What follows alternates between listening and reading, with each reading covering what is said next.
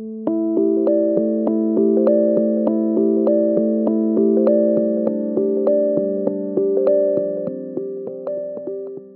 evening, ladies and gentlemen. My name is Yves Mariels. I'm the Dean of Engineering here at the University of Melbourne, and it's a real pleasure to welcome you here to the last Dean's Lecture of the year. Today's lecture is sponsored across the Faculty of Science, Faculty of Medicine, and Faculty of Engineering because of its topic. Let me first start with acknowledging the traditional owners of the land on which the event is taking place.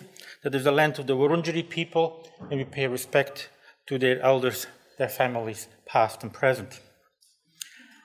So thank you for attending tonight, and given the topic, may I just remind everybody that it may be better to switch off your mobile phone whilst we're in this lecture. You can switch it back on afterwards, that's right.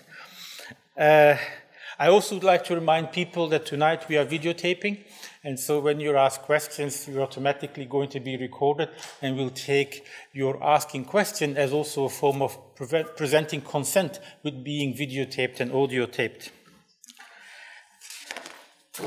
Let me just introduce Dr. Devra Davis, who doesn't probably need an awful lot of introduction. But Dr. Devra Davis is a visiting professor of medicine at the Hebrew University, Hadassah Medical School, and also in Turkey at the Ondokus Mayıs University. She's an expert studying electromagnetic radiation from mobile phones and wireless transmitting devices at present. She was the founding director of the Center for Environmental Oncology, which was the first such center in the world, and was established at the University of Pittsburgh Cancer Institute. And he was looking at the environmental factors that contribute to cancers. In 2007, she founded a non-profit environmental health trust to provide basic research and education about environmental impact on health hazard.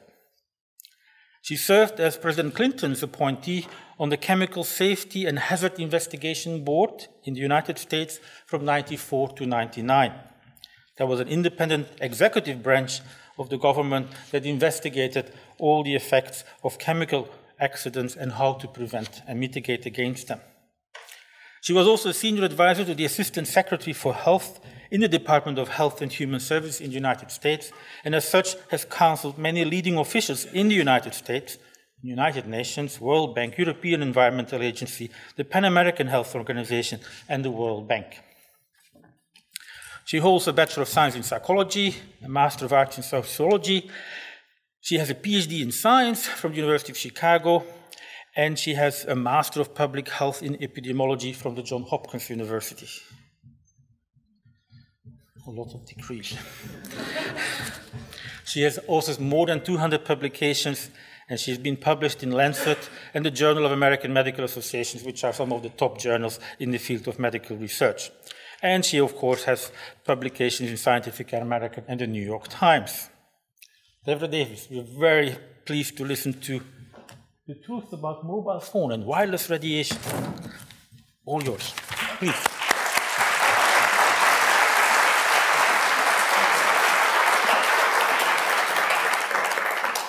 Thank you very much, Dean Mariels. I'm honored to be here. It's a privilege to see so many of you. I must say I'm thrilled to be at this great university, which has a tradition of open and democratic discussion, and I look forward to having a frank and full conversation, as we say in the diplomatic world. Because the issue I'm going to talk with you about is, there isn't one truth, of course. Truth is a relative term. At one point, the truth was the world was flat.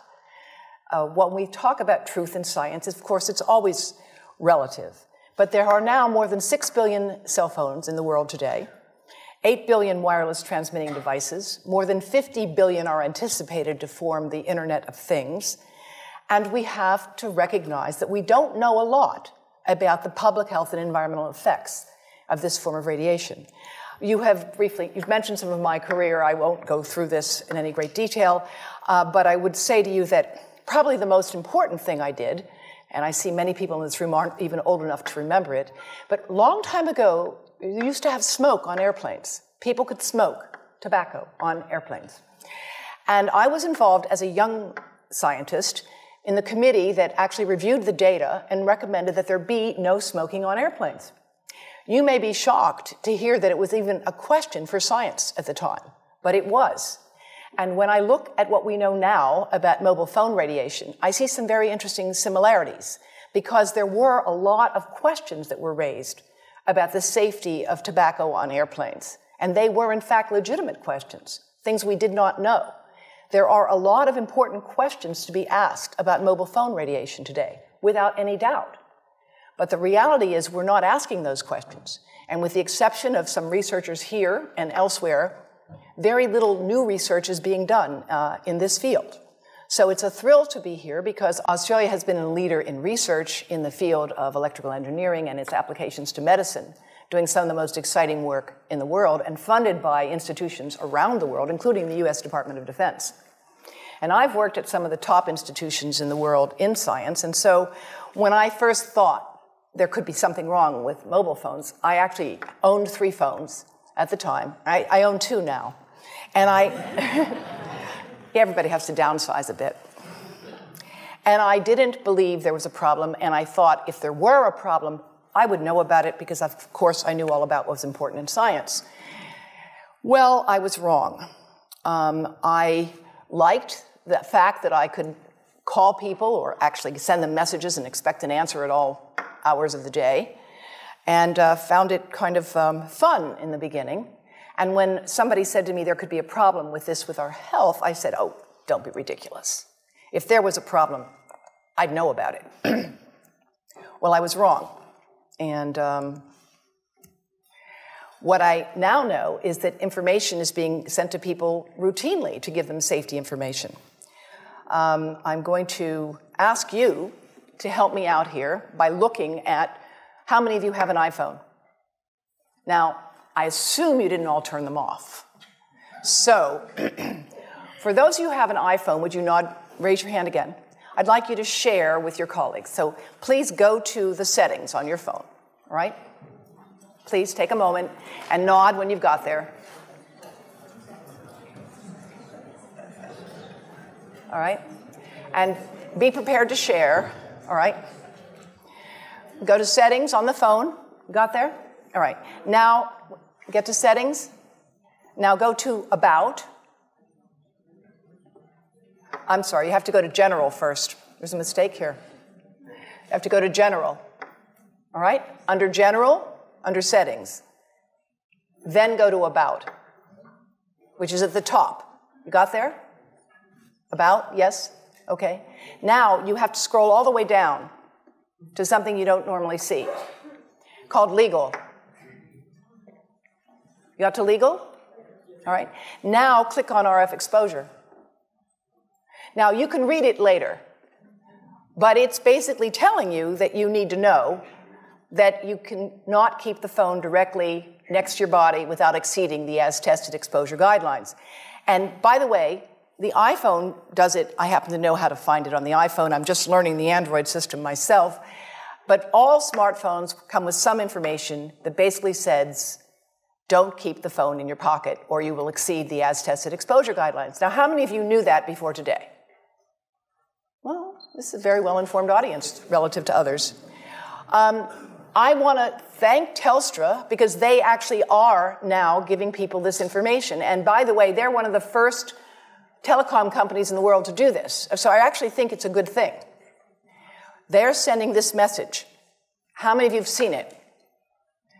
How many of you have actually looked at what it said? Well, here's what it says. This is what it says.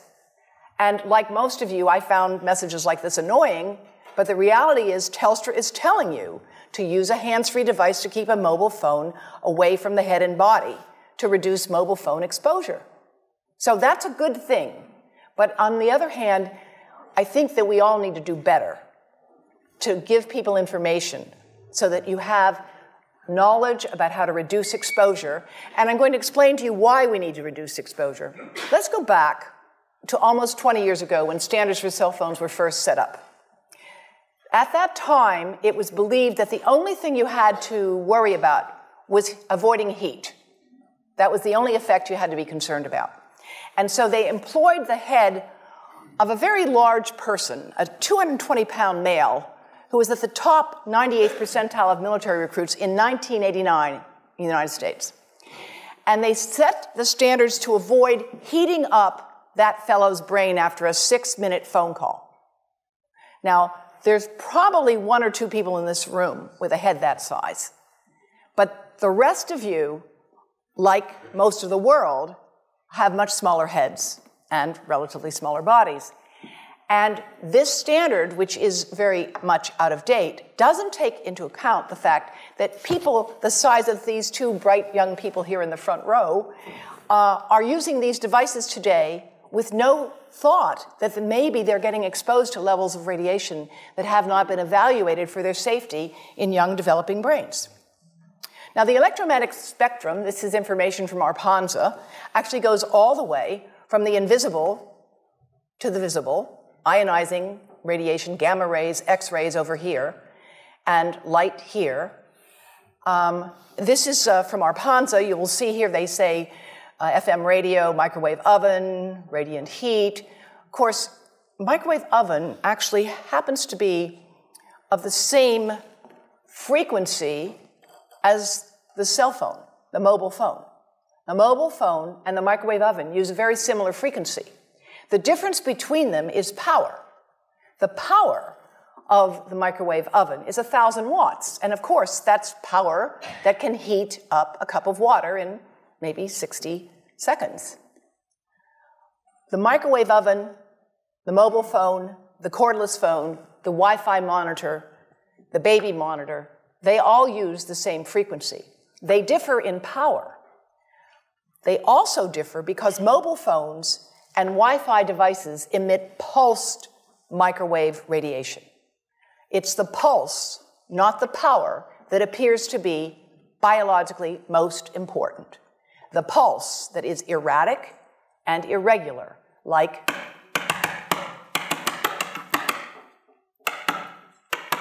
for thousands of minutes a month, for dozens of hours a week, over a lifetime, that irregular pulsed signal may be much more biologically important. And in fact, the continuous wave signals have a lot of therapeutic effects as are being applied in medicine today.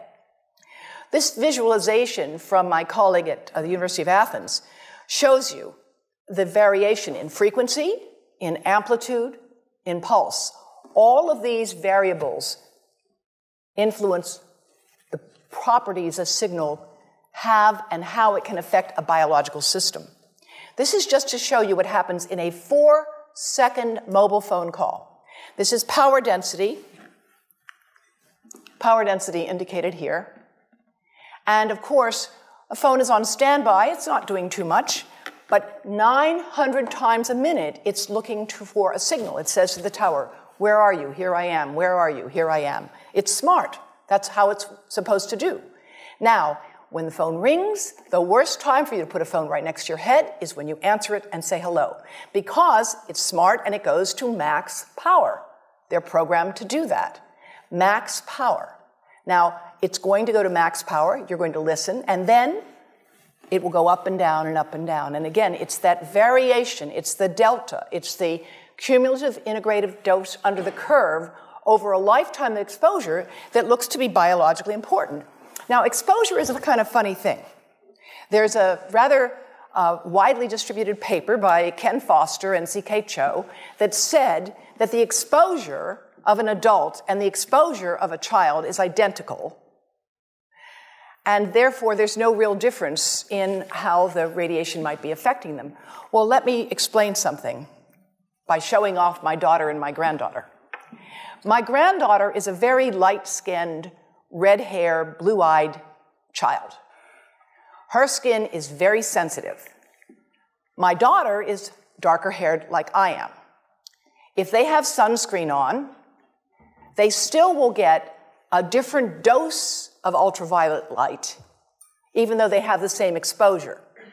Because the exposure may be uniform, but the amount they will absorb differs because the properties of the skin, the property of the eye, the thinness of the skin, and a number of other variables. And those same things are relevant when it comes to thinking about cell phone radiation.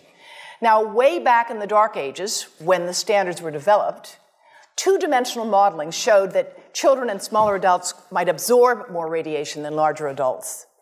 And this was scalar modeling that has now been superseded, done by Om Gandhi in 1996. Interestingly, and this is why I'm really delighted to be here, Dean, when he did this work in 1996, he was working with support from Motorola and the Department of Defense. And after he published this, he lost all his funding.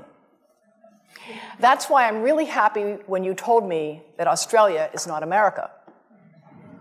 Because I think you have an opportunity to do something here in this great country. You have a tradition of independence in science and in this country that we do not have, unfortunately, on this issue in the United States. So Professor Gandhi, with whom I'm collaborating now, updated his work in 2002, here showing you that a smaller adult head here, you see the amount of exposure is quite similar, but because the head is smaller, it will absorb proportionally more. More recently, we have been working with colleagues at Porto Alegre with Environmental Health Trust, and we have developed three-dimensional modeling with anatomically based models using MRI to create the models with 1 millimeter voxels. And what we have done is to show the difference in radiation dose in heads of different ages and sizes. And I'll just show you one example here, coming from our colleagues at the Swiss National Institute of Technology, the ITIS, which have produced some of the most brilliant work in the world in this field. And they have shown here, of course, that there is going to be greater exposure, absorption into a younger head versus an older head. This is another item from their website of target tissue dose for the infant with using a system called the virtual family. Is there anyone here who's worked on the virtual family? Right. It's a really powerful and very sophisticated system that is used today to set standards for medical devices and surgical procedures, but it's not used for mobile phone standards. I find that odd. And I want to show you an example of some of the work that we are doing now that I'm releasing here for the first time. And this is a modeled microwave radiation dose of a 6-year-old with greater levels to the frontal and temporal lobes, eyes and cheek. And watch this here. Now, yellow, white, and red are the hottest, all right? And if you look carefully, you will see it's going into the eye, the nose. Do it again, just so you'll get to see it. And partly into the brainstem. Now, that's just showing you that there's going to be some exposure into that area of a young head. It doesn't tell you that there's any biological effect, right? Now, the next slide is going to show you something that might be of interest to students and faculty here. And that has to do with exposure to the reproductive organs. We call them the gonads. I think you say the testicles, and bone marrow. And look here at the radiation as it gets into the groin area. And that's just from having a mobile phone modeled into the pocket. And this, again, is based on normalized SAR with I think we had a dipole antenna. And there are many different variables you can alter in coming up with this kind of simulation, right? The number of antenna, whether it's GSM, CDMA, whether it's simultaneously operating only one antenna or more than one. But we believe that this is the kind of work that needs to be done and that this institution might be in a position to do it. And my colleagues from Brazil would be happy to share with you the modeling that we have done to date to generate this. But based on this work and other studies that have been done around the world, the United States magazine Consumer Reports recently recommended that nobody keep a phone in their pocket.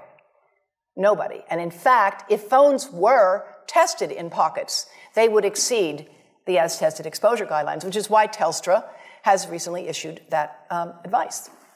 Now, when it comes to pregnancy, we're working with Yale University and more than 100 physicians and experts in the United States and around the world who are specialists in pregnancy.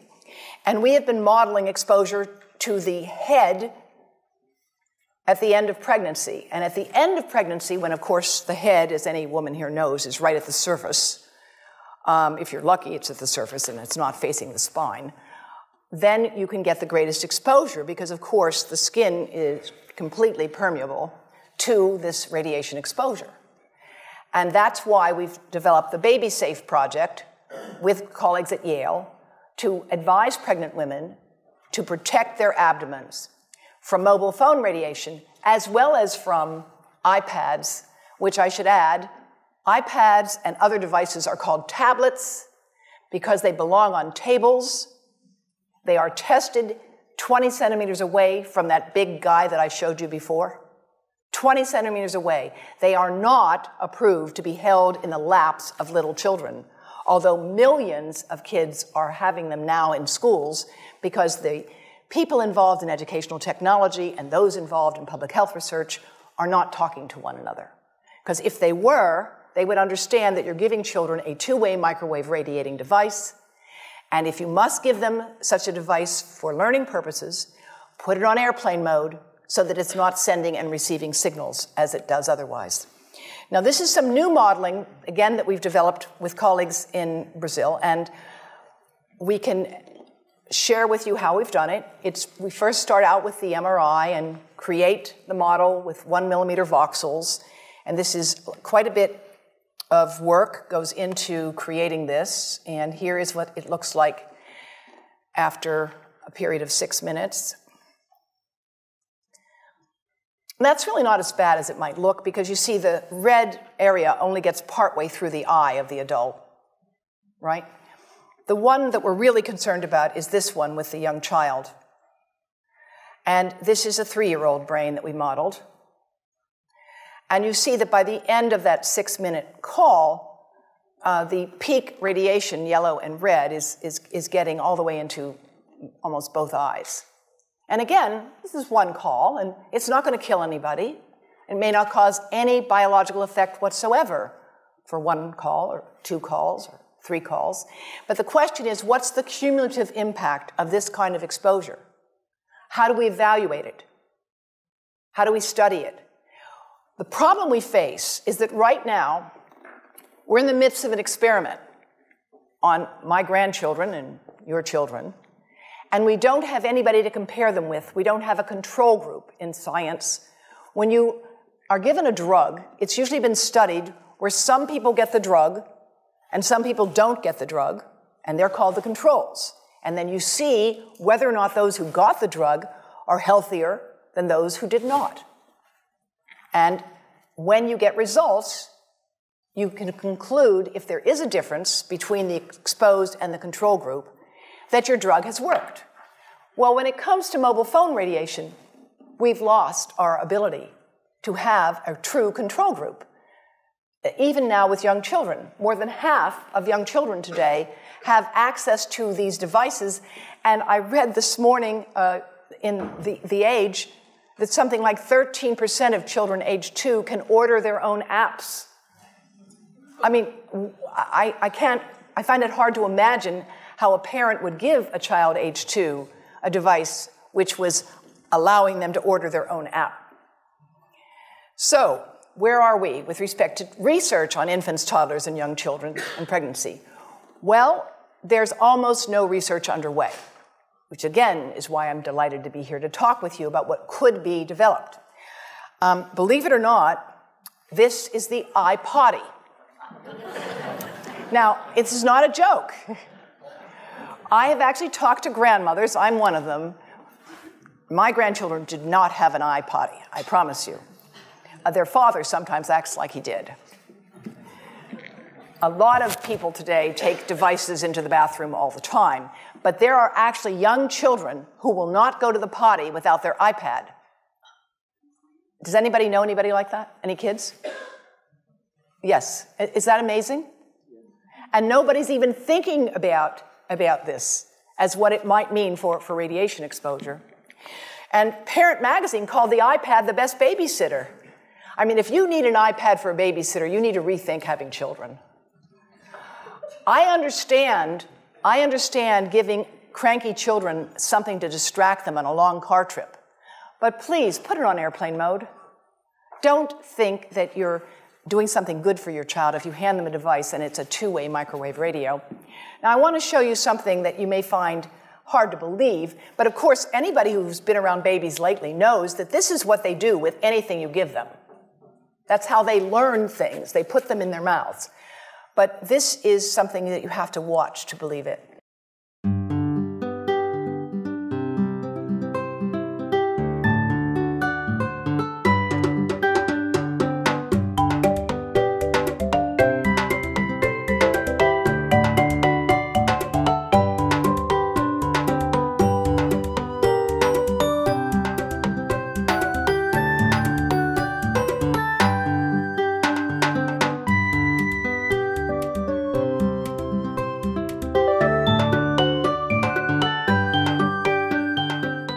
NATO may be familiar to some of you, and NATO for years has supported research on radar. Radar, of course, gave birth to the microwave oven. How many of you know that? Okay, the first microwave oven was called a radar range. The guys figured out that they could cook things with radar, and they thought it was pretty cool. They actually discovered it because when guys would be standing on the deck and it was cold at night, they would warm themselves in front of the radar, and if they had chocolate in their pocket, it would melt. So that's how they decided to figure out what would happen if you beamed radar at things like hot dogs and corn, and soon enough that gave birth to the radar range. But women didn't like the idea of cooking with radar. Guys thought it was pretty cool. So they rekindled the name to microwave. It sounded dainty and more palatable, and nowadays a microwave oven is a staple around the world. Experimental studies have been supported by NATO on radar for years, and one of the laboratories they've supported is that of Professor Nesrin Sahan and her colleagues.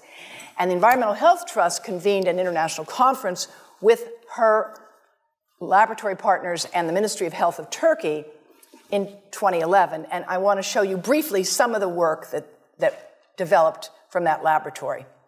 This is showing you cellular damage that occurred in animals that were prenatally exposed to mobile phone radiation that was produced by a computer simulating the mobile phone exposure under controlled conditions, right? So, because you can't really get rats to make phone calls. You've got to model the exposure. And what they did is they measured in, these are your controls that you compare things with, and these were the exposed. Prenatally exposed, just 15 minutes a day for 7 days. Not much exposure. But these are small animals, and they grow within 3 weeks. They reproduce.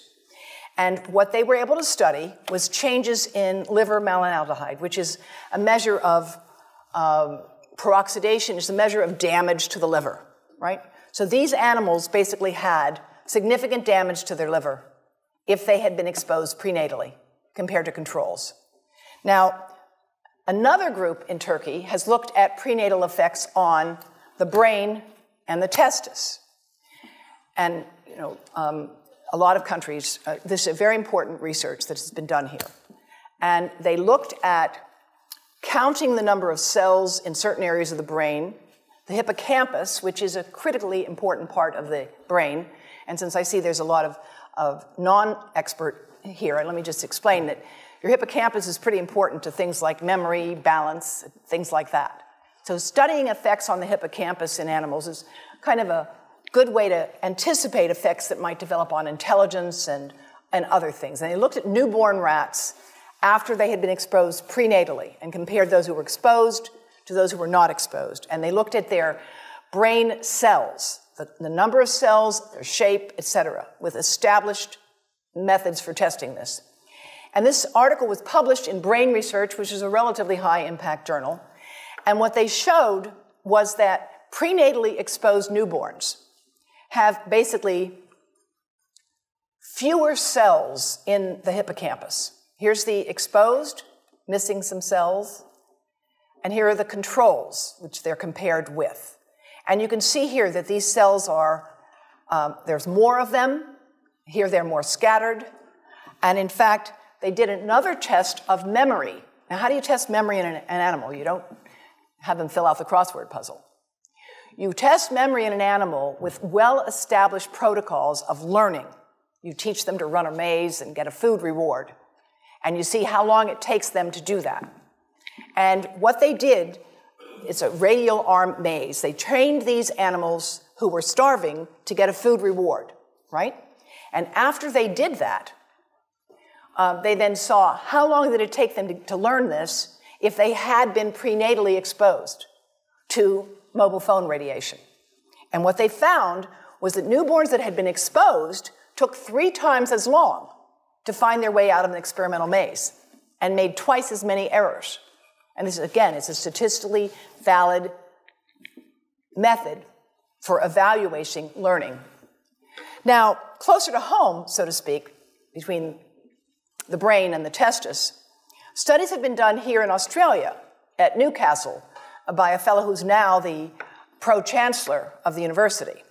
And these studies have been done taking sperm from healthy men.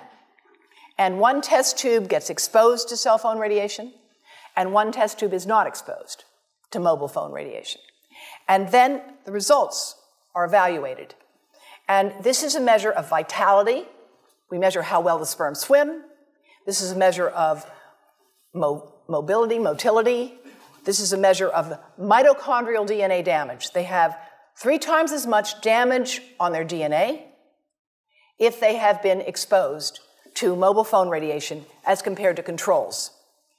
And now the issue is, why does it take 500 million sperm to make just one healthy baby? It takes a lot of sperm to make a healthy baby. The answer is because sperm don't know how to ask for directions. But they are easy to study.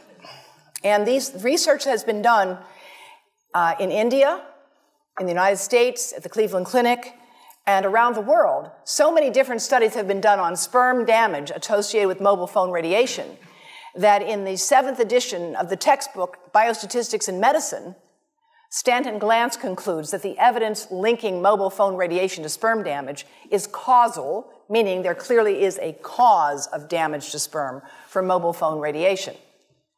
Now, we have a lot of uncertainties in this field. The truth is, we have a lot of uncertainties, but not about sperm.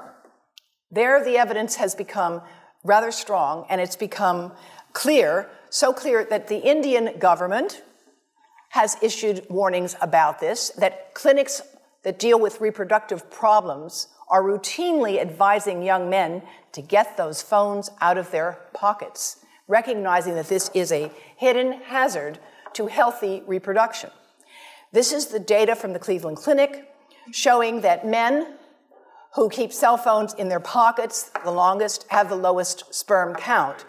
And again, there are many other studies with similar results. So we can debate legitimately the question of brain cancer, and I would welcome an open and honest debate about that question.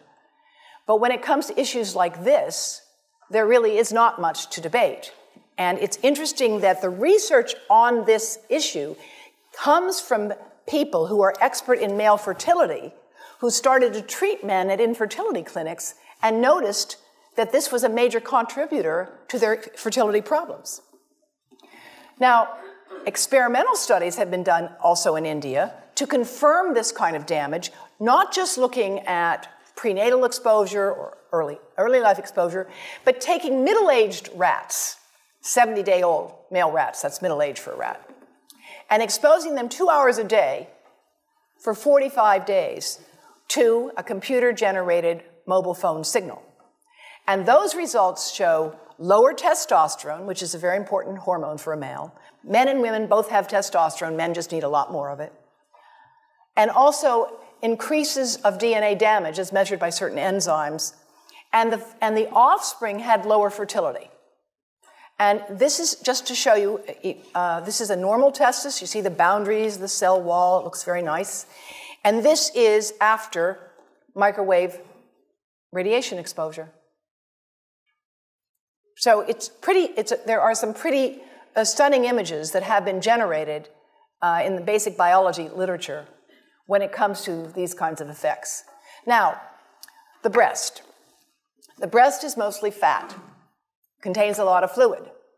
Things that contain fat and fluid cook faster in the microwave oven. Now, a cell phone can't cook anything, all right? Mobile phones do not pop popcorn. That was a fraud. They don't make any heat that we know of, otherwise they wouldn't be permitted. But they do go through things that contain fat and fluid. And we are now working at Environmental Health Trust with scientists at the University of California, San Francisco, scientists formerly the president of the American Cancer Society of California, because we are seeing women who keep cell phones in their bras. Has anyone seen a woman put a cell phone in her bra? Hands up, please. Please tell them you've heard now why they shouldn't do that. And here I want to show you our first case report from 2009, and we now have many more. This was a Chinese-American woman who used her cell phone 4 hours a day in her bra for 10 years while she was driving. Now, and you drive with a phone on your body. The phone is smart. It's going to go from one tower to another, and it's going to say, here I am, where are you, here I am. And it's going to be going to max power each time it moves from one cell tower to another. And there it was right next to her chest. And the tumors that developed right under the antenna of the phone. Unusual tumors. Well, you know, that's a very good question. Does it apply to males who would put the phone in their breast pocket? We actually have cases now of men with unusual skin cancers or unusual growths where they've kept their phone in one place. And again, if they were phones would not be past testing approval if they were to do that. Male breast cancer is very rare, very, very rare. But we are seeing some reports of cases. And here, unfortunately, this is an MRI of a young woman, a very brave young woman named Tiffany France. When she was 21, she's now 22, she developed metastatic breast cancer. This is metastases into her chest wall right here.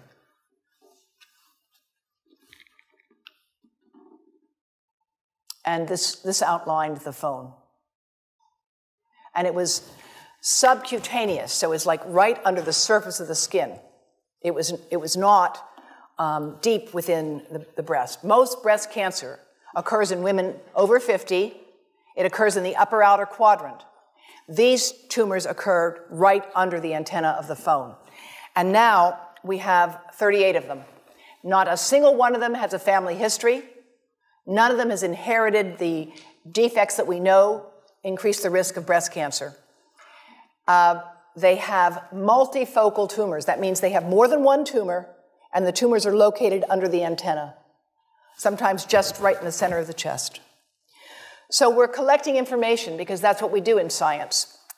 But we want to, in the meantime, issue precautionary advice because that's also what we do in public health when it comes to setting public policy. When it comes to further work on the prenatal impacts, my colleagues at Yale University have taken mice, exposed them to mobile phone radiation, and they have found significant effects on those mice's behavior as adults, all right? Prenatally exposed mice have hyperactivity as adults. And these are some of the data. They have worse memory, they're more hyperactive, they have more anxiety, but they don't have much fear. It's kind of interesting. And because of that, that is why we've developed the Baby Safe Project, working with colleagues at Yale University and around the world. Now, how many of you had heard that in 2011, the World Health Organization had reviewed all of the evidence and decided that mobile phone radiation was a possible human carcinogen? How many people had heard that? Okay. It's interesting that that information isn't more widely known, and we can explore the reasons for that perhaps at a later time. But the fact is, the group that reviewed this evidence for the World Health Organization looked at all the evidence at the time in 2011. And At that time, they said it's important to conduct additional research and it's important to take pragmatic measures to reduce exposure. Now, that's why it's wonderful that Telstra is giving this advice, but we are not conducting additional research. And in fact, the World Health Organization itself is no longer conducting a leading study on brain cancer and mobile phones.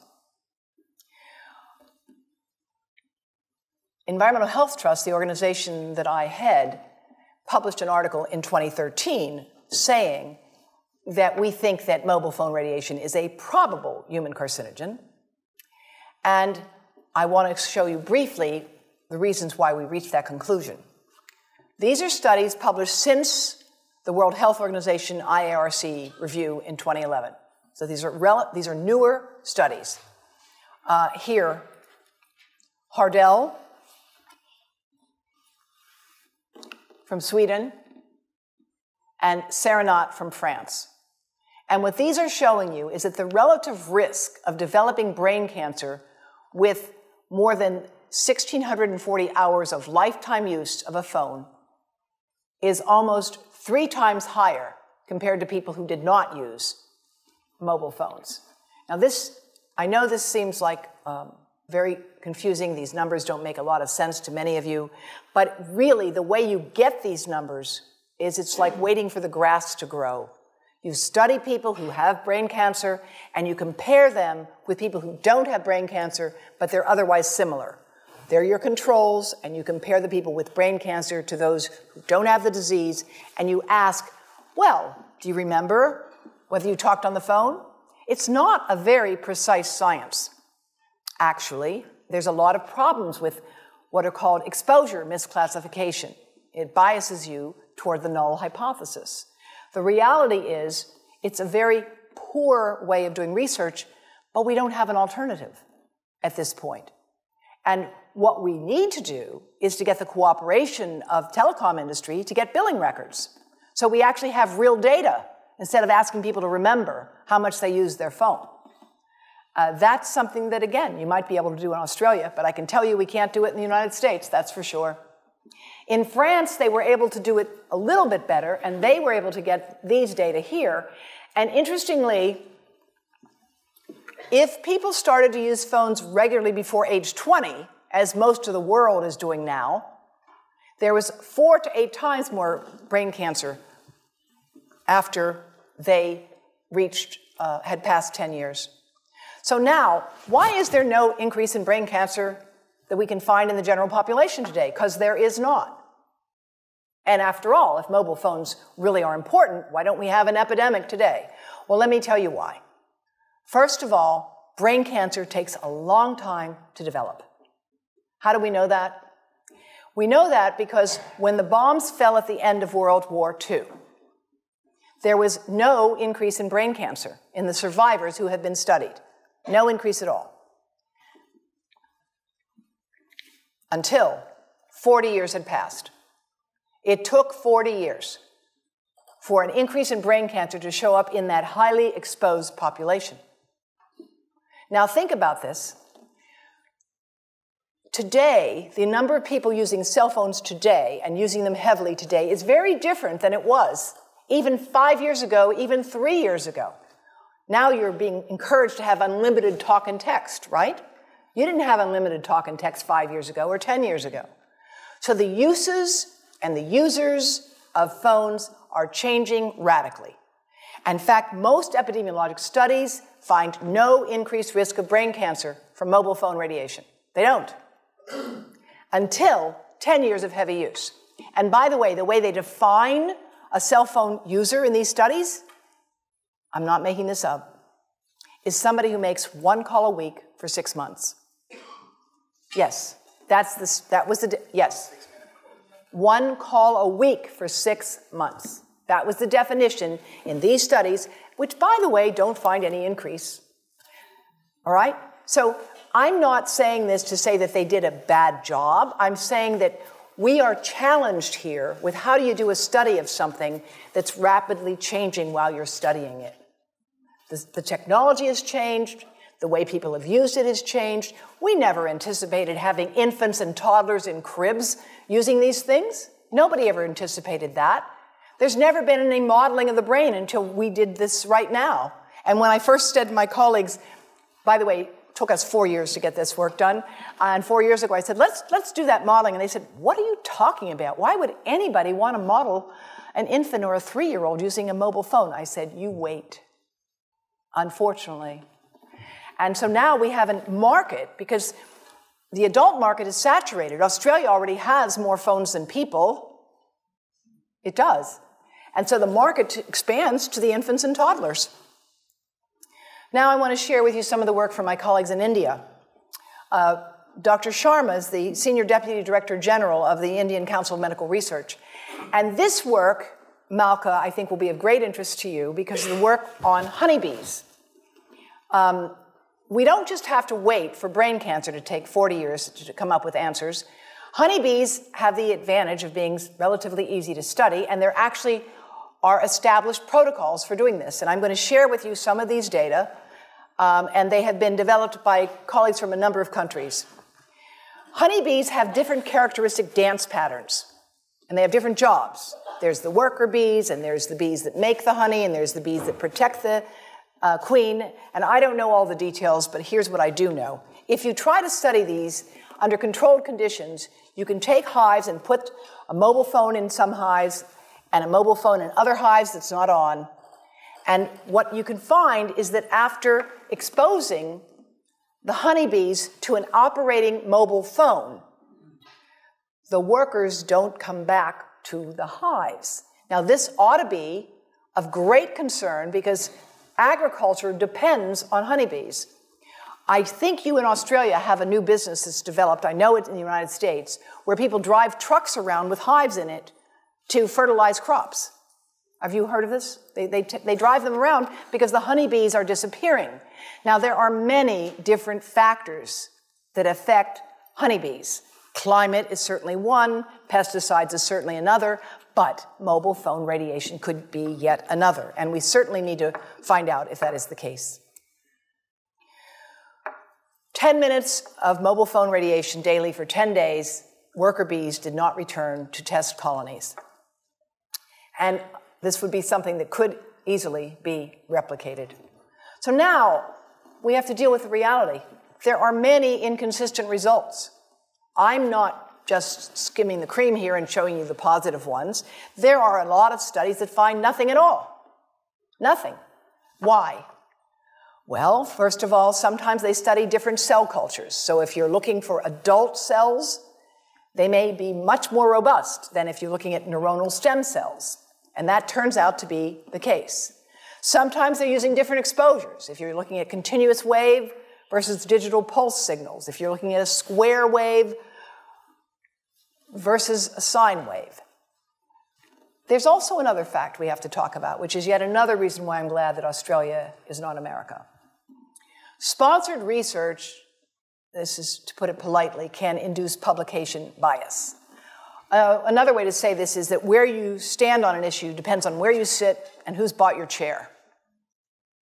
And there's a tremendous amount of sponsored research by people who are hired to do studies to find no effect. And that's plagued this field in a number of countries, including within the government itself. So I don't know about the details here with Arpanza, but I can tell you in the United States today, the gentleman who is directing the Federal Communications Commission, Tom Wheeler, was for 10 years the executive director of the Cell Phone Telecommunications Industry Association. And now he's in charge of regulating those devices. So it's challenging to have a neutral playing field under that circumstance. One example, the US Congress asked for a study of what needed to be done on mobile phone radiation in 1993, in 1998, in 2002, in 2012. That's how many times they've asked for that study to be done. So each time a study is done, And each time the conclusion is reached, we need more research. We need more research. Well, that's my bread and butter. Of course we need more research. But if instead of funding the research, all you're doing is calling for it, then it becomes a bit of a smokescreen. So that's part of our challenge on this issue. It's a lot easier to call for research than it is to carry it out. This research is hard to do. It's not simple. There are real complexities to this field. Unfortunately, at least in the past, industry had a very clear strategy. And in my book, Disconnect, I document and quote in the new afterword that in 1994, when industry first became aware that there were studies suggesting that mobile phone radiation could damage brain cells of rats, a memo was written to, quote, war-game the science. War-game the science. This issue is far too important to be gamed. It's not a matter of war. It's a matter of the future health of your children and grandchildren. And that's why it's really a special honor for me to be here today to talk with you about what could be done. Here are some of the policy responses that have developed so far. There are right-to-know laws and policies. Labeling is spreading. Headsets must be provided with all phones in a number of countries, and I'll get to those in a moment. There are changes in hardware and antenna design and software, operating systems that can be developed. And there are also changes to what we demand for proof of evidentiary burden. Any lawyers here? Right. So the evidentiary burden that's being required for proof of harm is changing. Do you really want to have to prove that there's a significant increased risk of brain cancer before taking steps to reduce exposures to prevent that harm from happening? That's really the question. How much evidence do we need before taking precautionary steps? And that's what brings me back to my days at the National Academy of Sciences when we seriously looked at the evidence on passive smoke and airplane travel. We only finally took steps to act when it became clear that children of smokers were hospitalized more often. That was the evidence that we had to have. And I would suggest that at this point, we should be able to do better as a civilization. We start with, we need standardized ways to evaluate things. There is no standardized metric. That's something you could develop, at this school in particular. One of the other things that can be done, which our colleagues in India are doing, is to create cross-sectional surveys. In this room right now, you could divide this room up into people who are high, medium, and low cell phone users. There's probably nobody who doesn't have a phone or who will admit to it right now. But if you did look at people cross-sectionally and you looked at their memory and their reaction time and their reproductive health, you would learn a lot from that. And they are doing that now in India, and we'll talk some more about that in my conversations I'll have with some of the faculty later on. In the meantime, some schools are promoting wired school programs with shared banks of computers. And public educational efforts are really proceeding to let people know you shouldn't have to find that information buried inside your phone. I mean, come on. That's not fair. Parents, teachers, and health professionals should be informed, and they in turn can work with students to make sure people are using technology in as safe a way as possible.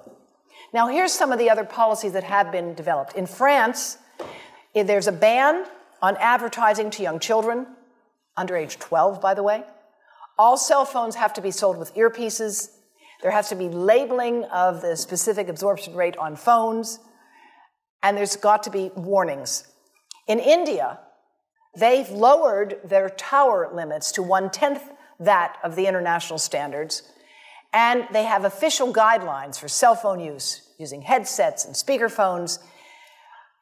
The Supreme Court in India has actually ordered a number of towers to be torn down. But it's a very tough battle to have to fight. rather than having to get a tower torn down, there ought to be siting rules and policies that make sense. And in many countries, there are no real sensible siting policies. Israel, which is a country that has a lot of important issues to deal with right now, has a National Institute on non-ionizing radiation. They say no Wi-Fi in kindergarten. They prefer wired over wireless in schools. All phones, again, are to come with headsets and safety. And no advertising with children. In Belgium, the law has been implemented as of 2014. It was passed in 2013. No phones are to be designed or sold for children under the age of 7. Again, all handsets must be sold with headsets. And the sale to young children is specifically prohibited. Canada has issued practical advice as well. And I don't go into any more details here. These slides will become available on the website for the university, and we have much more detailed information I can share with you from our website as well. The Canadian Parliamentary Health Committee has urged that there be a recognition that this is a, quote, serious public health issue. And we agree. And I testified before the Canadian Parliament on this issue, and I was pleased to see their report agree with that point. Now, in the United States, a U.S. District Court has recently ruled that even if there is a reasonable possibility that cell phone radiation is carcinogenic, the time for action in the public health and regulatory sectors is upon us. And I think that that is a very important idea that we should all be aware of. Let's not debate the kinds of evidence we have now about brain cancer. I agree, that evidence can be debated. But we have enough evidence of damage, and we have these other countries have taken steps now. They can't all be dismissed. Berkeley, California has unanimously passed the cell phone right to know law. It's called an ordinance, requiring notification that if you carry your phone in your pants or shirt pocket or tucked into a bra when the phone is on, you may exceed the federal guidelines for exposure to RF radiation. This is a website that has all of the fine print warnings, so far as we know them, available. Environmental Health Trust is working with others to share this information. We hope you'll share it with all of your friends and family. This is the Baby Safe project that we have underway. And now, just so you understand that this is not a question of being anti-industry, here's what industry is doing.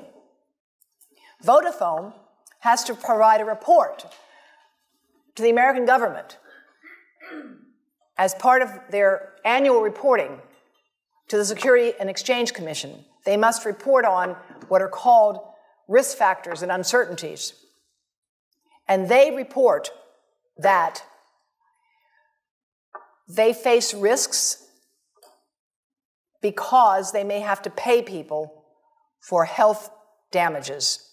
The last sentence there, a change to this view that there's no health problem could result in a major reduction in phone usage or major litigation.